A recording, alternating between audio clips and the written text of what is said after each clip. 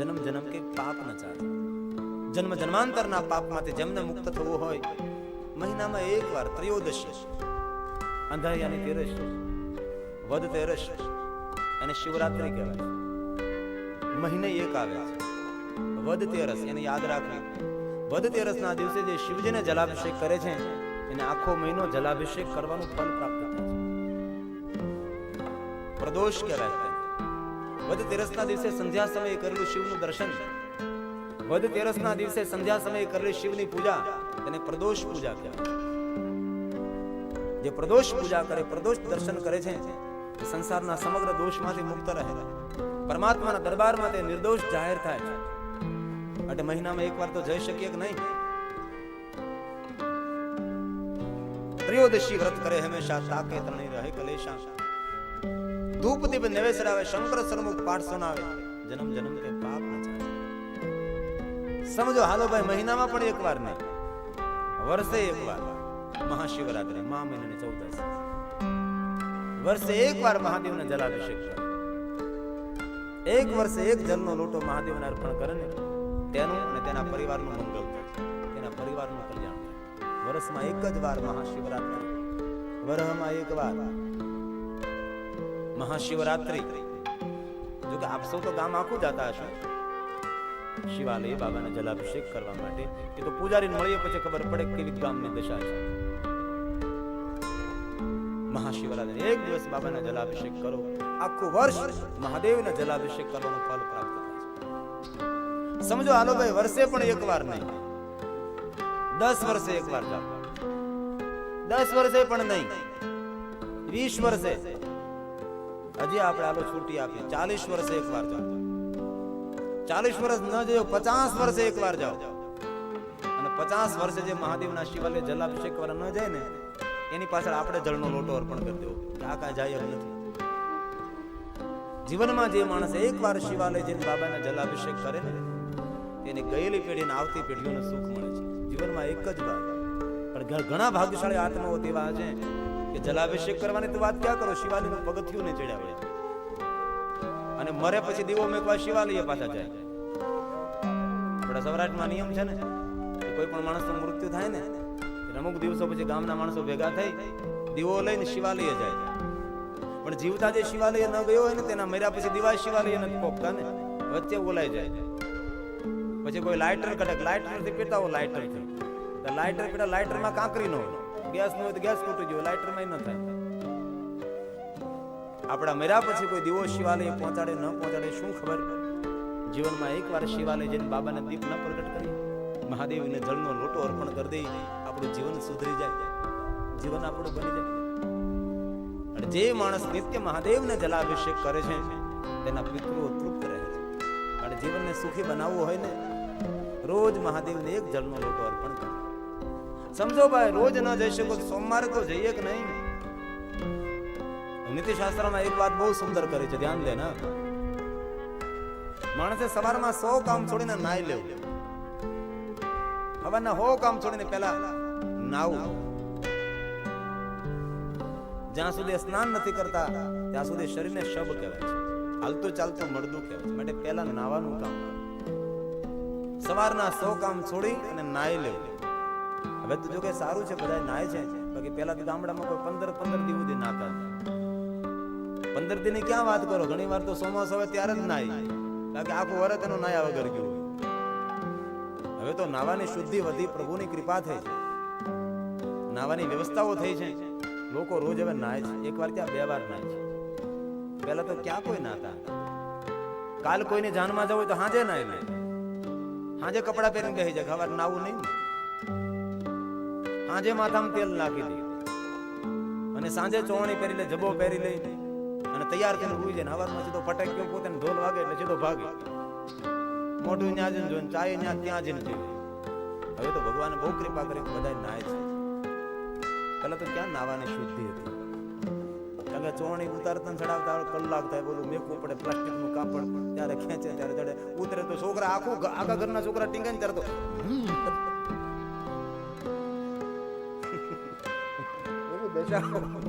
હવે તો પ્રભુએ બહુ કૃપા કરી છે કે આપણે નાવાની વ્યવસ્થા છે.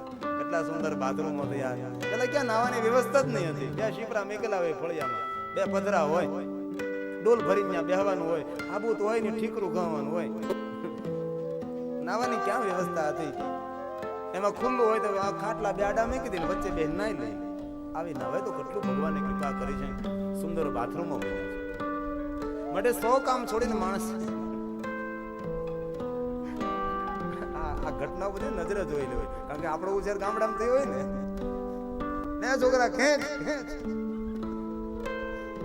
બાબા કે હે હોય. આપણા ગામડા આવું બધું આપણે જોયું હોય નજર સામે. માટે 100 કામ છોડીને નાઈ લે અને 1000 કામ છોડીને ખાઈ લે. એમાં તો કેવું જ નથી પડતું. ઉઠીને સીધા શિરાવી લે છે. આ શિરાવું શબ્દ આપણો સૌરાષ્ટ્રનો છે. શિરાવું, બીજાને કે શિરાવું તો શિરડાવું છે. શિરાવું સવારમાં જે આપણે ભોજન કરીને નાસ્તો કરીને તેને શિરાવું એમ કહીએ ને આપણે. 100 કામ છોડીને નાઈ લેવું, 1000 કામ છોડીને ખાઈ લેવું. પણ દુનિયાના કરોડો કામ છોડી અને ભગવાનનું ભજન કરી લેવું. જીવનના બધા જ કામોનો ત્યાગ કરી ભગવાનની પૂજા કરી લેવું, ભગવાનનું ધ્યાન કરી લેવું, ભગવાનનું કીર્તન ભજન કરી લેવું. કારણ કે એમાં આત્માનું કલ્યાણ છે.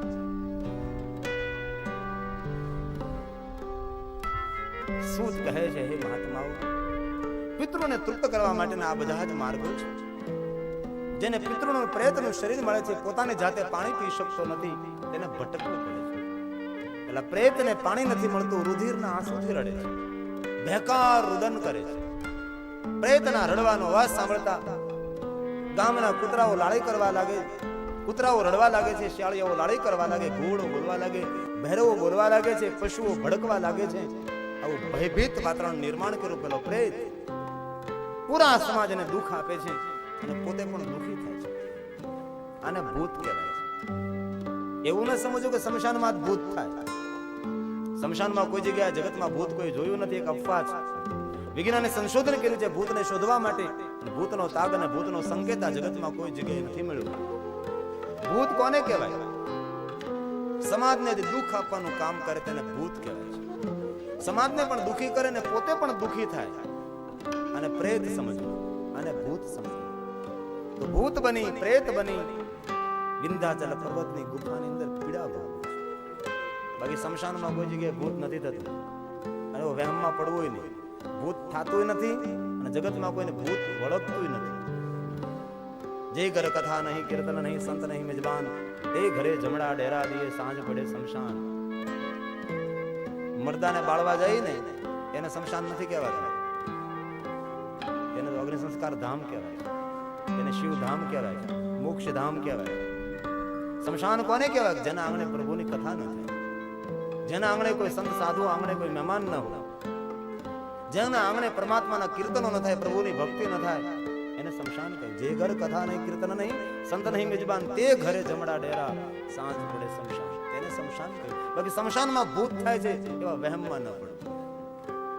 એ ભૂતની દુનિયા હવે ગઈ, હવે ડાકલાની દુનિયા ગઈ, હવે ભુવાઓની દુનિયા પૂરી થઈ છે. હવે સમાજે બહાર નીકળવાની જરૂર છે. શરીરનો રોગ હોય તો ડોક્ટર પાસે જવાય, ને માનસિક રોગ હોય તો તેને પ્રસન્ન રખાય.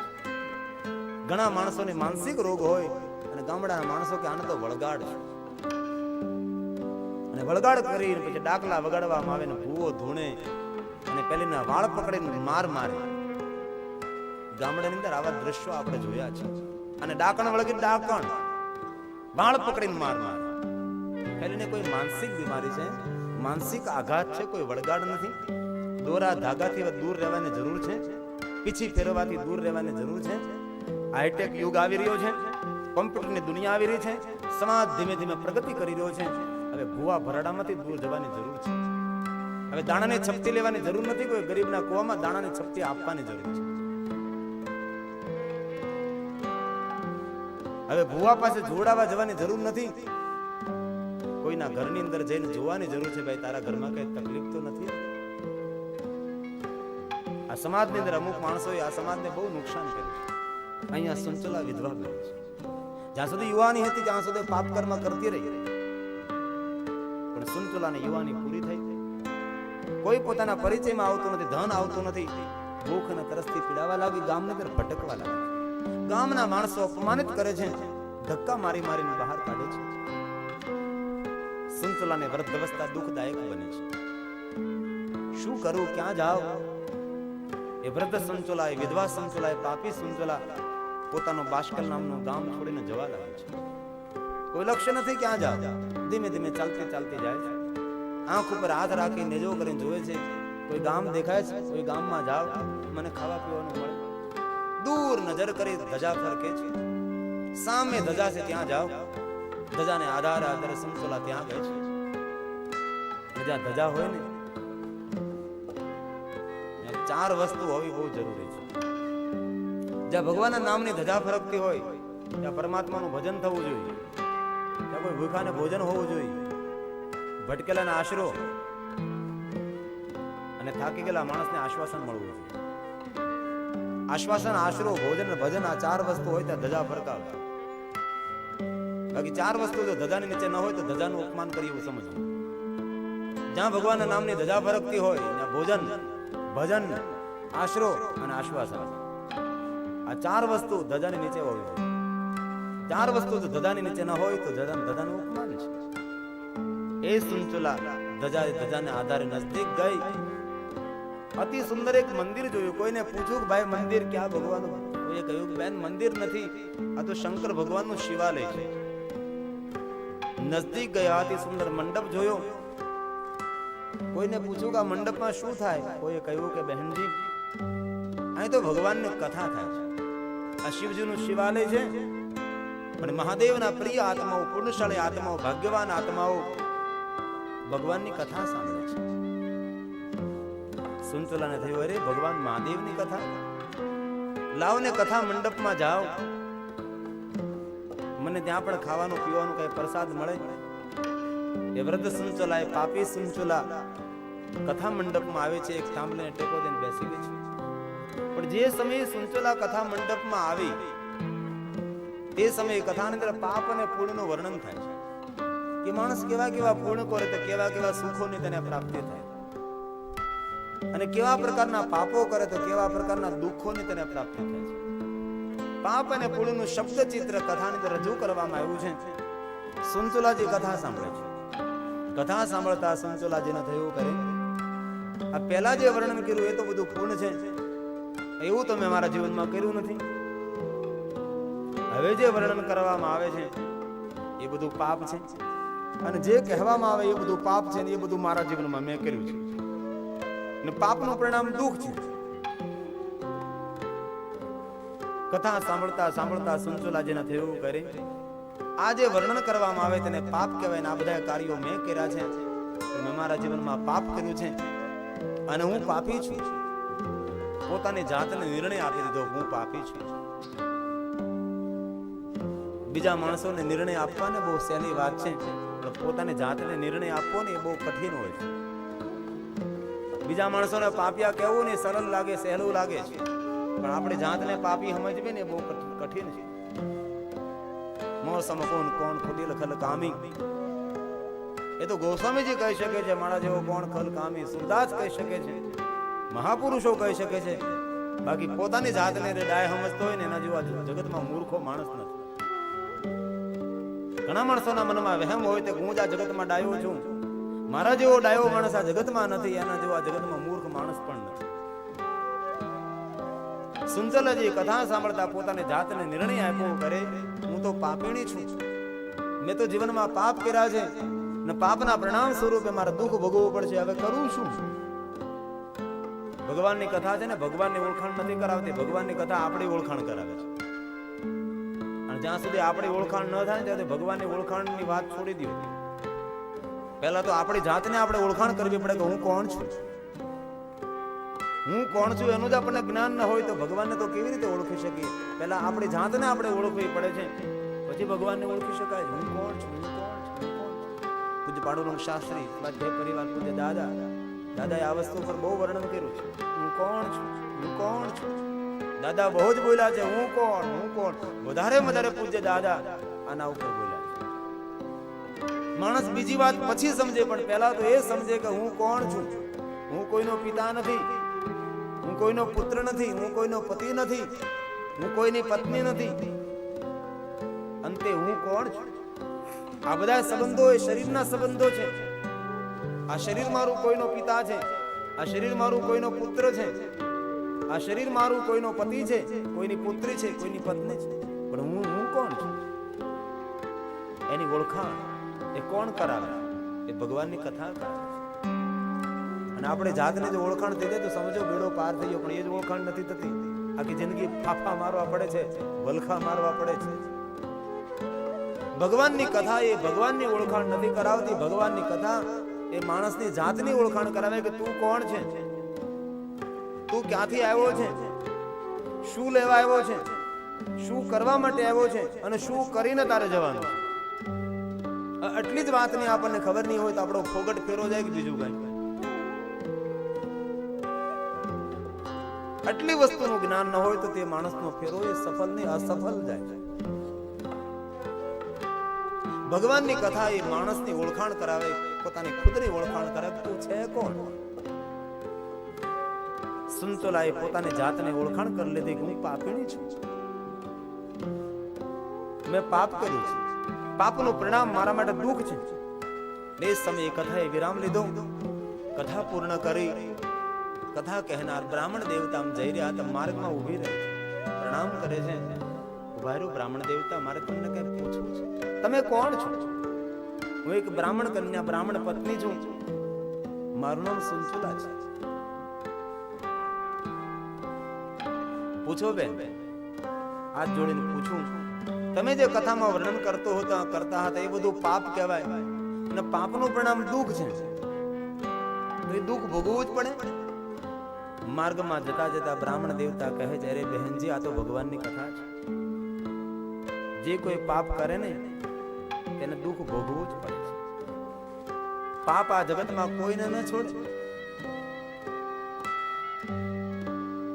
પાપ કોઈને છોડે નહીં, ભલે હોય ભગવાન વિલે ભાલો ભોંક્યો શ્રી કૃષ્ણ હતા ભગવાન.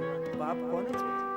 રામના બાપને પાપ ન છોડે તો આપણને ક્યાંથી છોડે? અંધો અંધી બે તપસી એની મૂર્તિ ખડખડ હસી. રામના પિતાને જો પાપ પીછો ન છોડે, પરમાત્માને ન છોડે તો આપણે તો બહેનજી સત્ય છે. એ તો કથામાં જે આવ્યું એ તમને કહ્યું. માટે જે પાપ કરે તેને દુઃખ ભોગવવા જ પડે, તેને સજાઓ ભોગવી જ પડે, તેને વેદના અને પીડાઓ ભોગવી જ પડે. બેન સત્ય છે. હાથ જોડીને કહે સંજોલાજી, અરે બ્રાહ્મણ દેવતા, તમે જે કથામાં વર્ણન કર્યું ને એવા પાપ તો મારા માટે સામાન્ય પાપ છે. પણ તમે તમારી મર્યાદા છોડી શક્યા નથી. અને જે પાપનું તમે વર્ણન નથી કર્યું એવા પાપો તો મેં કર્યા છે. જે પાપનું વર્ણન હું પણ ન કરી શકું એવા પાપો મેં કર્યા છે. હું દુઃખી થઈ ગઈ. આવા મોટા મોટા પાપોનું પરિણામ દુઃખ હું કેવી રીતે ભોગવી શકીશ? પોતાના પાપને જોર જોરથી બોલવા લાગી છે. સુંચોલાજી રડવા લાગી છે. સુંચોલાજીને રડતા જોઈને બ્રાહ્મણ દેવતાએ કહ્યું, બહેનજી, આપ ધન્ય છો. તમારે તમારા પાપનું દુઃખ નહીં ભોગવવું પડે. કેમ? બહેનજી, પાપનો પુકાર અને પાપનો પસ્તાવો એ જ પાપની મુક્તિ છે. એ પાપનો પ્રાયશ્ચિત છે. પશ્ચાતાપ પાપ કૃતામ પાપાનામ નિષ્કૃતિ પરા. કોઈ પણ માણસથી પાપ થયું અને પાપનો પુકાર અથવા પાપનો પસ્તાવો એ પાપની મુક્તિ છે. સર્વ પાપ વિશોધનમ. સમગ્ર પ્રકારના પાપોમાંથી તેને મુક્તિ મળે છે. પાપનો પુકાર કરવાથી, પાપનો પસ્તાવો. પણ કલિયુગમાં પાપનો પુકાર નહીં કરવો. કલિયુગમાં પાપનો પુકાર કરવામાં આવે તો સમાજ આપણને જીવવા નથી. એટલે કલિયુગમાં પાપનો પુકાર કરવાની પ્રધાનતા નથી. કલિયુગમાં પાપનો પસ્તાવો કરો. જે પાપનો પસ્તાવો કર્યા પછી એ પાપ ફરીવાર નહીં કરવો તેનો દૃઢ સંકલ્પ કરવો તો પાપમાંથી મુક્તિ મળે છે. શિવ કરજે પાપની, પાપને ધોવા બધે જ ગંગા વહે છે આપની. આ પસ્તાવો વિપુલ જણનું સ્વર્ગમાંથી ઉતર્યું, પાપી જેવા ડૂબકી દેને પુણ્યશાળી બને કવિ કલાપી. શાસ્ત્રોમાં એ જ વાત કરી છે, પશ્ચાતાપે નૈવ શુદ્ધિ. પશ્ચાતાપ વગર, પસ્તાવો કર્યા વગર પાપમાંથી શુદ્ધિ મળતી જ નથી. પસ્તાવો કરવાથી જ પાપમાંથી મુક્તિ મળે છે. માર્ગમાં જતા જતા બ્રાહ્મણ દેવતા સંજોલાજીને કહે છે, તમે ધન્ય છો. તમારા પાપમાંથી તમને મુક્તિ મળી છે. તમારા પાપમાંથી તમને છુટકારો મળ્યો છે. મને કોઈ માર્ગ દેખાડો, હવે હું શું કરું? માર્ગમાં જતા જતા બ્રાહ્મણ દેવતા સમતુલાને માર્ગ દેખાડે છે, બહેનજી તમે તો વ્રત થયા, તમારાથી હવે તો વધારે શું થશે, પણ થોડીક વાતો મારી યાદ રાખો, તમારું કલ્યાણ થશે. બહેનજી જીવન આખું તો તમે પાપ કર્યું છે, કોઈ સત્કર્મ નથી કર્યું. તમારા પાપનો તમે પુકાર કર્યો, તમારા પાપનો તમને પસ્તાવો થઈ રહ્યો, તમને તમારા પાપમાંથી મુક્તિ મળી રહી છે. પણ બહેનજી જો હવે તમારું કલ્યાણ તમારે કરવું હોય તો પ્રાતકાલે ઉઠી સ્નાન કરી અને ભગવાન શિવજીનું જ્યાં શિવાલય હોય ને ત્યાં મહાદેવનું દર્શન કરવા માટે જાઓ, તમારું કલ્યાણ થશે. ભાલમાં ભસ્મની બિંદી કરો, તમારું અમંગલ નહીં થાય. ગળામાં રુદ્રાક્ષ પહેરો, તમારું મંગલ થશે. પરમ રુદ્ર રોગનાશાય ધનવંતી રુદ્ર. હાલતા ચાલતા બેસતા ઉઠતા ખાતા પીતા ઊંઘતા જાગતા ઓમ નમઃ શિવાય મંત્રનો જાપ કરો, તમારું કલ્યાણ થશે. બહેનજી સાંભળો, આ મંત્ર કોઈ સામાન્ય મંત્ર નથી. આ મંત્ર આદિ મંત્ર છે, મૂળ મંત્ર છે, મહામંત્ર, સર્વશ્રેષ્ઠ મંત્ર છે. બહેનજી સાક્ષાત ભગવાન મહાદેવનું વાંગમય સ્વરૂપ એ છે ઓમ નમઃ શિવાય મંત્ર. બહેનજી જે કોઈ માણસના મુખમાંથી ઓમ નમઃ શિવાય મંત્ર બહાર નીકળતો હોય અને તે સમયે તેના મુખનું દર્શન કરવામાં આવે તો ગૌમુખમાં સ્નાન કરવાનું પુણ્ય મળે છે. બટ એવું નહીં સમજતા કે આ મંત્ર સામાન્ય મંત્ર છે. આદિ મંત્ર છે, મૂળ મંત્ર છે, મહામંત્ર છે, સર્વશ્રેષ્ઠ મંત્ર, સર્વોપરી મંત્ર છે, સમગ્ર મંત્રનો પિતા છે. આ જગતમાં ઓમ નમઃ શિવાયથી કોઈ મોટો મંત્ર નથી અને મહાદેવથી કોઈ મોટો દેવ નથી. સમગ્ર દેવતાઓનો પિતા મહાદેવ છે અને સમગ્ર મંત્રોનો પિતા એ ઓમ નમઃ શિવાય છે. અને શિવ મહાપુરાણમાં કહ્યું છે કે કોઈ પણ માણસ મહાદેવને સામાન્ય દેવ સમજે એ નરકનો ભાગી થાય. કોઈ પણ ધર્મ કે સંપ્રદાયમાં સંકળાયેલો, પકડાયેલો, પુરાયેલો હોય, ભટકેલો હોય, લટકેલો હોય, પણ જે માણસ મહાદેવને સામાન્ય દેવ સમજે તે નરકનો ભાગી થાય. જે માણસ ઓમ નમઃ શિવાય મંત્રને સામાન્ય મંત્ર સમજે તે પણ નરકનો ભાગી થાય છે. ઓમ નમઃ શિવાય મંત્ર કોઈ સામાન્ય મંત્ર નથી. આદિ મંત્ર છે, મૂળ મંત્ર છે, મહામંત્ર છે, સર્વોપરી મંત્ર, સર્વશ્રેષ્ઠ મંત્ર છે, આદિ મંત્ર છે. ભગવાન મહાદેવનું સાક્ષાત વાંગમય સ્વરૂપ એ છે ઓમ નમઃ શિવાય મંત્ર. માટે માનવે પોતાનું કલ્યાણ કરવું તો હાલતા ચાલતા બેસતા ઉઠતા ખાતા પીતા ઊંઘતા જાગતા વધારે વધારે ઓમ નમઃ શિવાય મંત્રનો જાપ કરો. જે માણસના મુખમાંથી ઓમ નમઃ શિવાય મંત્ર બહાર નીકળે છે એ સમયના મુખનું દર્શન કરવામાં આવે તો ગંગામાં સ્નાન કરવાનું પુણ્ય પ્રાપ્ત થાય. એ છે ઓમ નમઃ શિવાય મંત્ર. કોઈ પણ માણસ આ જગતના બધા દેવી દેવતાઓના મંત્રોના જાપ ન કરી શકે, પણ ઓમ નમઃ શિવાય મંત્રનો જાપ કરે તે માનવને સમગ્ર ભવના દેવી દેવતાઓના મંત્રનો જાપ કરવાનું પુણ્ય પ્રાપ્ત થઈ જાય છે. તેને અલગ અલગ દેવી દેવતાઓના મંત્રોના જાપ કરવાની જરૂર, મંત્રોનો મહિમા છે, પણ અંતે સભી મંત્રો ઓમ નમઃ શિવાય મંત્રને સમાયેલા છે. સમગ્ર ભુવનના દેવી દેવતાઓના મંત્રોનો જાપ આપણે ન કરી શકીએ, પણ સમગ્ર ભુવનના દેવી દેવતાઓના મંત્રોનો જાપ કરવાનું ફલ પ્રાપ્ત કરવું હોય તે માણસે ઓમ નમઃ શિવાય મંત્રનો જાપ કરવો. અરે મહાપુરુષોએ ત્યાં સુધી કહ્યું 9 ગ્રહમાંથી કોઈ ગ્રહની પીડા હોય,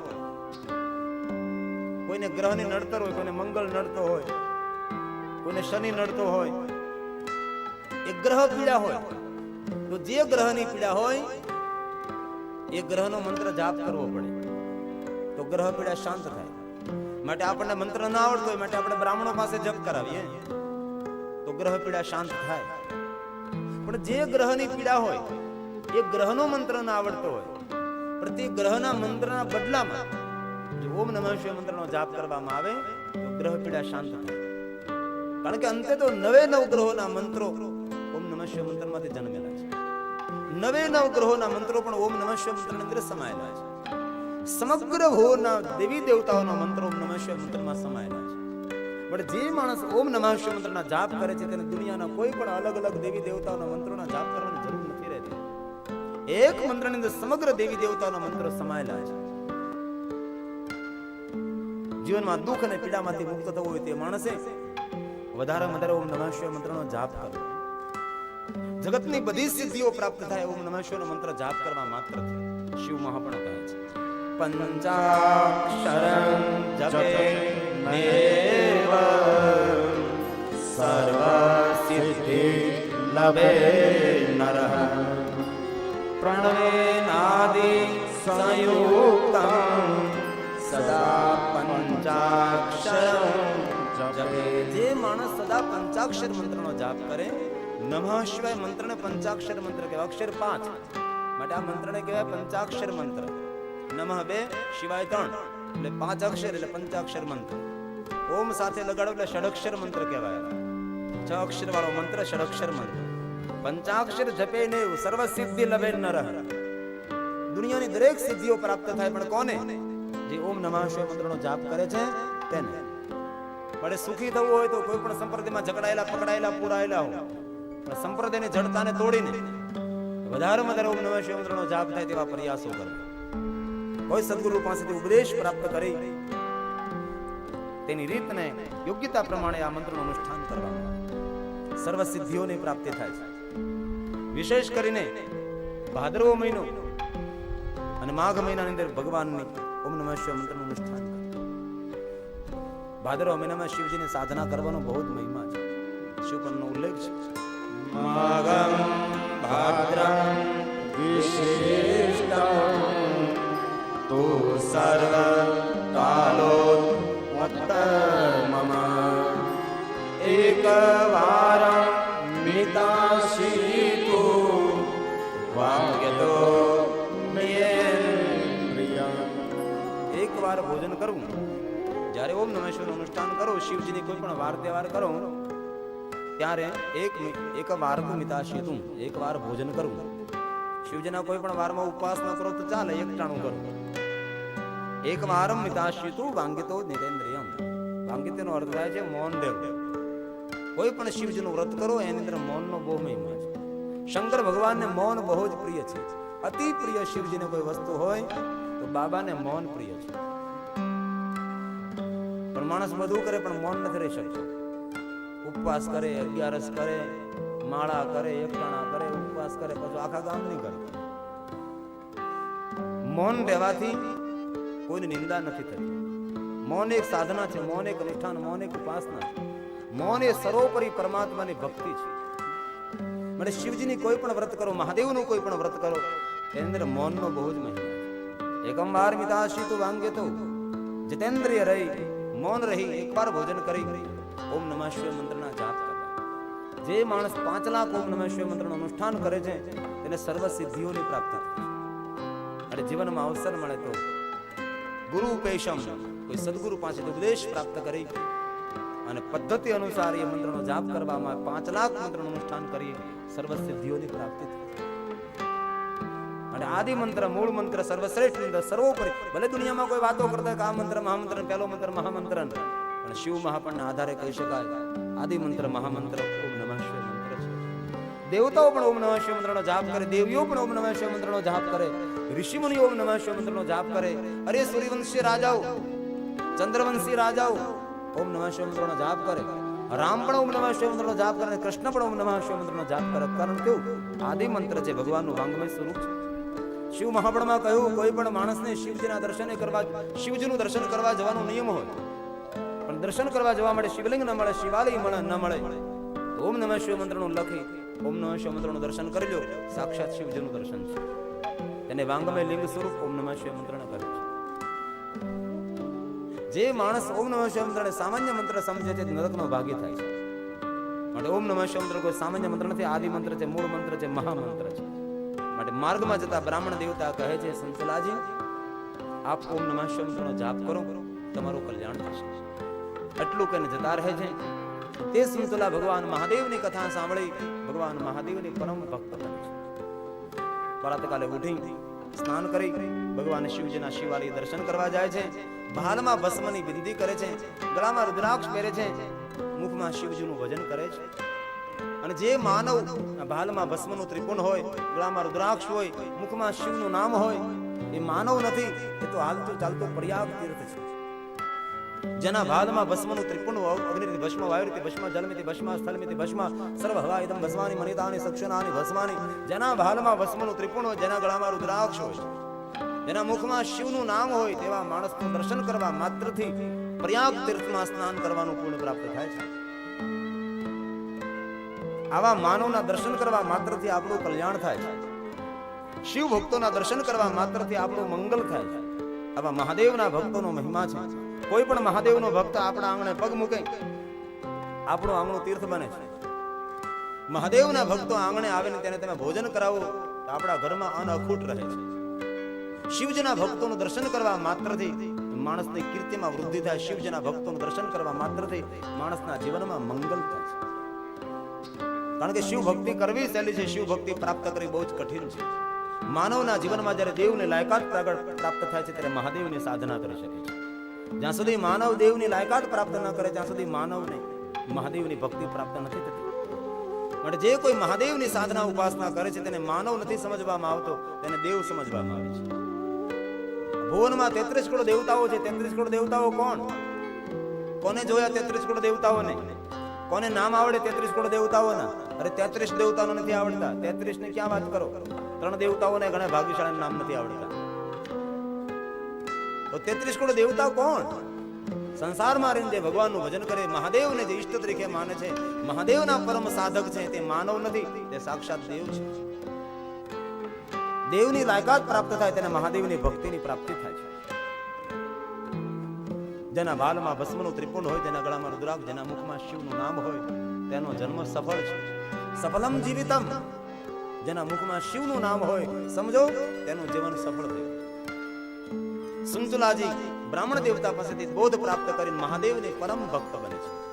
દિવસ અને રાત્રે એક કરી શિવજીની સાધના ઉપાસના ભક્તિ કરવા લાગે છે. મહાદેવની ભક્તિ ઉપાસના સાધના કરી છે.